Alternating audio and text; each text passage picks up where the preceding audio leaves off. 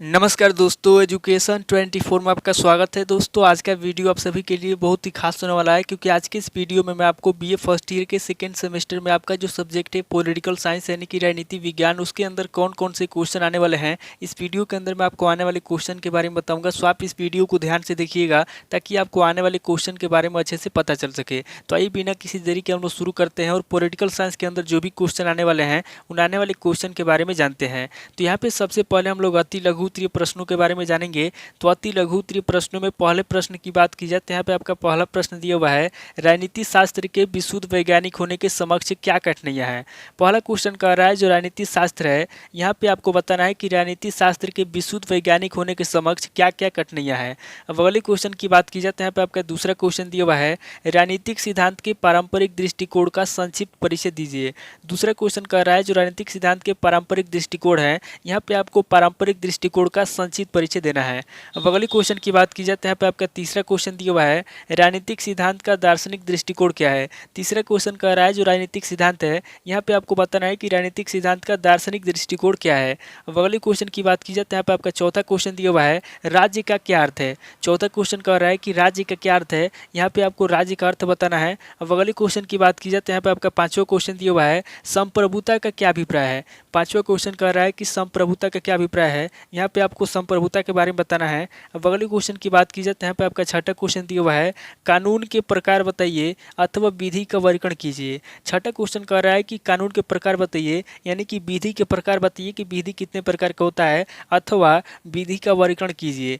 अब अगले क्वेश्चन की बात की जाए तो यहाँ पे आपका सातवां क्वेश्चन दिया हुआ है, समानता के सिद्धांत के विकास पे प्रकाश डालिए। सातवां क्वेश्चन कह रहा है जो समानता का सिद्धांत है, यहाँ पे आपको समानता के सिद्धांत के विकास पे प्रकाश डालना है। अब अगले क्वेश्चन की बात की जाए तो यहाँ पे आपका आठवां क्वेश्चन दिया हुआ है, स्वतंत्रता के प्रकार अथवा भेद बताइए। आठवां क्वेश्चन कह रहा है जो स्वतंत्रता है, यहाँ पे आपको स्वतंत्रता के प्रकार बताना है अथवा उसके भेद बताना है। अब अगले क्वेश्चन की बात की जाए तो यहाँ पे आपका नवा क्वेश्चन दिया हुआ है, न्याय के विभिन्न रूपों अथवा प्रकारों पर प्रकाश डालिए।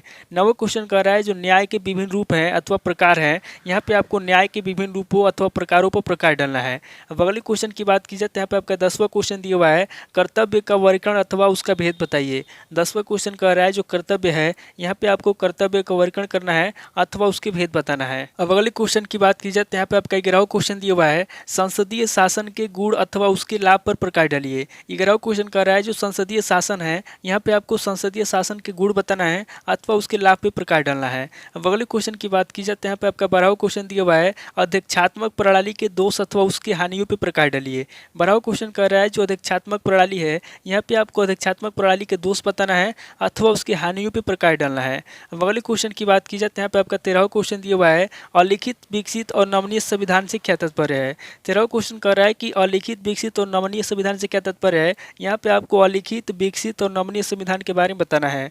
अब अगले क्वेश्चन की बात की जाए तो यहाँ पे आपका 14वां क्वेश्चन दिया हुआ है, दबाव समूह और हित समूह में अंतर पे प्रकाश डालिए। 14वां क्वेश्चन कह रहा है कि दबाव समूह और हित समूह में क्या अंतर है, यहाँ पे आपको दबाव समूह और हित समूह में अंतर बताना है और उसके ऊपर आपको प्रकाश डालना है। अब अगले क्वेश्चन की बात की जाए तो यहाँ पे आपका 15वां क्वेश्चन दिया हुआ है, द्वितीयक मतपत्र पद्धति और सीमित मतदान प्रणाली से क्या तात्पर्य है।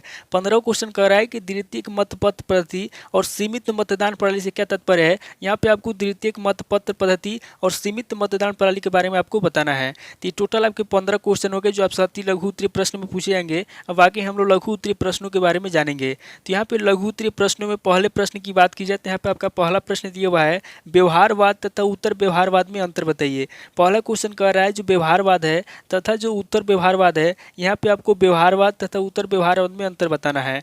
अब अगले क्वेश्चन की बात की जाए तो यहाँ पे आपका दूसरा क्वेश्चन दिया हुआ है, राज्य की उत्पत्ति के शक्ति सिद्धांत की विवेचना कीजिए।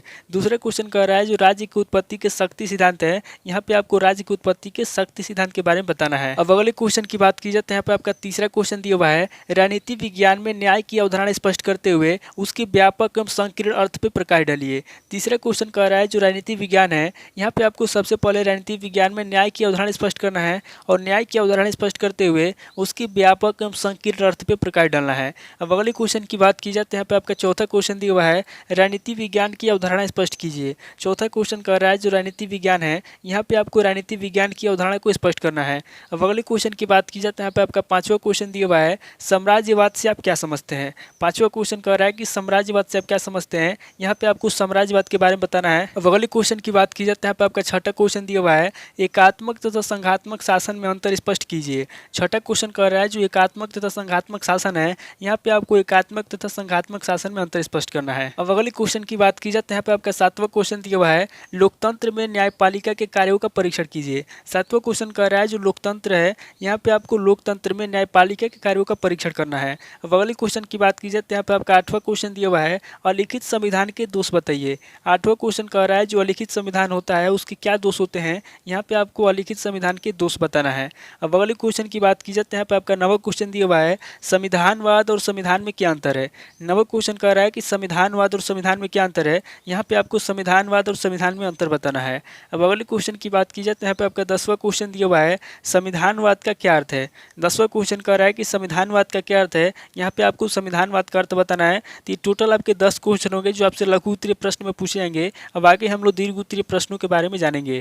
तो यहाँ पे दीर्घ उत्तरीय प्रश्नों में पहले प्रश्न की बात की जाए तो यहाँ पे आपका पहला प्रश्न दिया हुआ है, राजनीति विज्ञान के अर्थ तथा उसकी प्रकृति का परीक्षण कीजिए। पहला क्वेश्चन कह रहा है जो राजनीतिक विज्ञान है, यहाँ पे आपको सबसे पहले राजनीतिक विज्ञान का अर्थ बताना है तथा उसकी प्रकृति का परीक्षण करना है। अब अगले क्वेश्चन की बात की जाए तो यहाँ पे आपका दूसरा क्वेश्चन दिया हुआ है, अन्य सामाजिक विज्ञानों से राजनीतिक विज्ञान के संबंध तथा अंतर पर प्रकाश डालिए।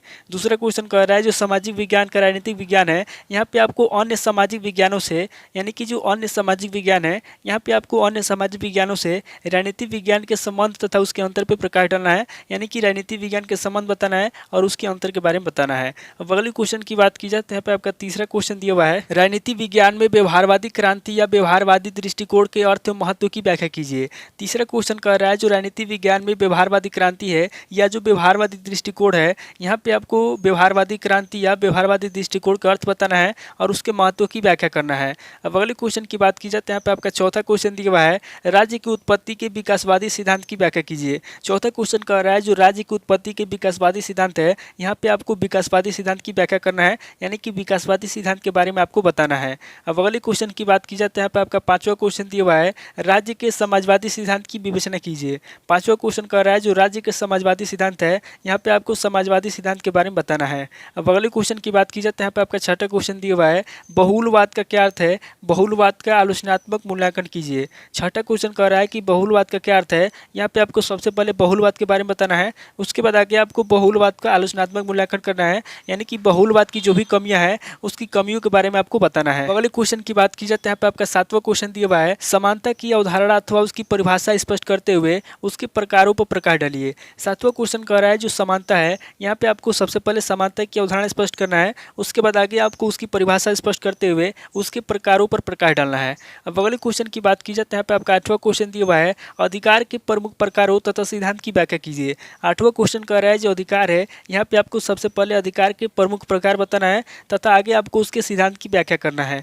अब अगले क्वेश्चन की बात की जाए तो यहाँ पे आपका नवा क्वेश्चन दिया हुआ है, पूंजीवाद की परिभाषा करते हुए उसके विभिन्न लक्षणों की विवेचना कीजिए। नवा क्वेश्चन कह रहा है जो पूंजीवाद है, यहाँ पे आपको सबसे पहले पूंजीवाद की परिभाषा देना है, उसके बाद परिभाषा देते हुए आगे आपको उसके विभिन्न लक्षणों की विवेचना करना है। अब अगले क्वेश्चन की बात की जाए तो यहाँ पे आपका 10वां क्वेश्चन दिया हुआ है, संसदात्मक शासन प्रणाली की प्रमुख विशेषताओं की विवेचना कीजिए। 10वां क्वेश्चन कह रहा है जो संसदात्मक शासन प्रणाली है, यहाँ पे आपको संसदात्मक शासन प्रणाली की प्रमुख विशेषताओं की विवेचना करना है। वीडियो के अंदर मैंने आपको अति लघु उत्तरीय प्रश्न, लघु उत्तरीय प्रश्न और दीर्घ उत्तरीय प्रश्न तीनों तरह के प्रश्नों के बारे में बता दिया। आप इन तीनों तरह के प्रश्नों को नोट कर लीजिए और किसी किताब से सीरीज से मिलाकर के याद कर लीजिए। तो दोस्तों आज इस वीडियो को मैं यहीं पे स्किप करता हूँ, मिलता हूं आपसे नेक्स्ट वीडियो में। अगर आपको वीडियो अच्छा लगा तो वीडियो को लाइक कीजिए, शेयर कीजिए और कमेंट करके बताइए कि आपको नेक्स्ट वीडियो किस टॉपिक ऊपर चाहिए।